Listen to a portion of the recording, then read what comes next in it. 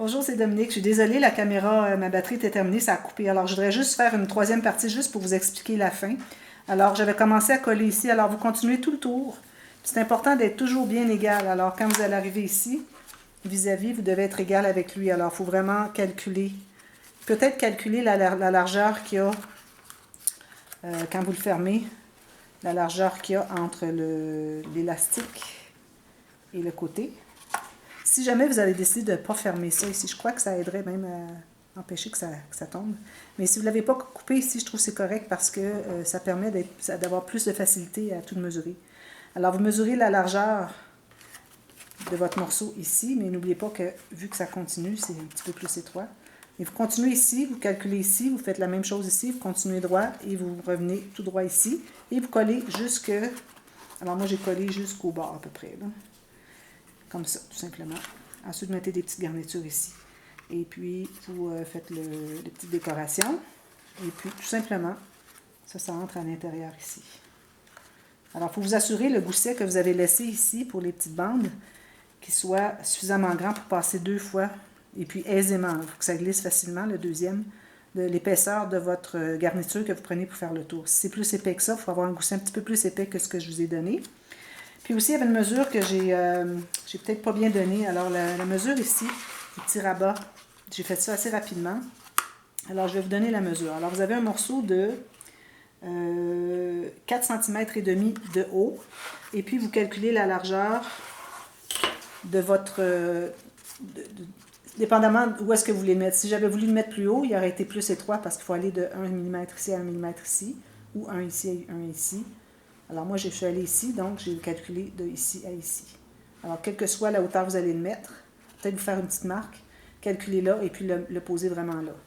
Et puis, alors là, je me suis gardé 2 cm pour le rabat. Ensuite, j'ai fait une ligne à 5 mm, puis ensuite, il reste une petite couture en dedans, tout simplement. Puis vous allez mater tout ça à l'intérieur. Chaque bande, il faut les mater séparément. Même chose sur le dessus. Si vous voulez faire juste une bande ici, il n'y a pas de problème. Ça va faire c'est pas nécessaire qu'il y en ait 2. Alors, vous pouvez le faire comme ça. Et puis, j'avais fait mettre une petite goutte ici parce que, vous voyez, ici, je l'avais mis, mais je ne l'ai pas bien collé. Puis, il faut vraiment que ça colle. Il ne faut pas que ça retrousse, ça, ici, là. Alors, mettez une petite goutte à l'intérieur quand vous avez tout fini, ici. Et puis, le matage, c'est tout simplement ici. N'oubliez pas de mettre peut-être une petite bande ici pour aider à prendre parce que si vous avez un aimant.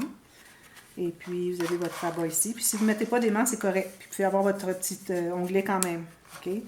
Parce que c'est pas nécessaire que ça ferme. C'est vraiment accessoire.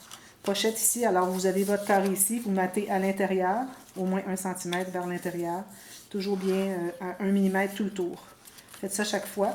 Et comme je vous disais, moi, je vais en ajouter une 4e parce que je trouve que si on met des photos, si on met des choses à l'intérieur, peut-être que ça va se tenir mieux, mais je pense que s'il y a une 4e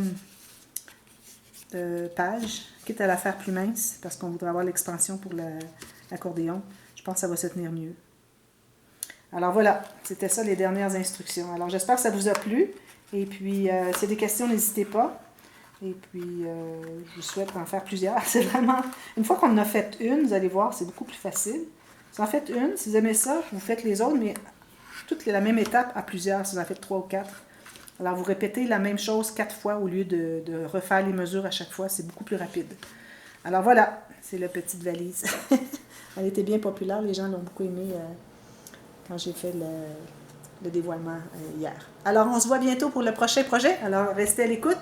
On continue avec un petit projet facile, peut-être plus facile que celui-là. Celui-là, je dirais, c'est le plus difficile dans tous ceux qu'on a à faire. Alors, restez à l'écoute, puis revenez pour d'autres idées cadeaux. Merci, bye bye.